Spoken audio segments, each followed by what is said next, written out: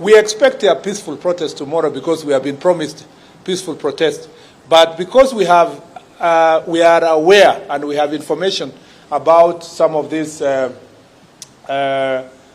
political actors are busy mobilizing criminals to come to the street. That's why I told you the DCI is pursuing them, and a number of them will be arrested tonight and more tomorrow.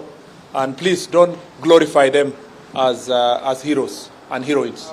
On the issue of legality of tomorrow's, remember that the question you had posed to the regional commander was whether the Inspector General of Police has been notified. The procedure in the Public Order Act is to notify the OCS in the police station.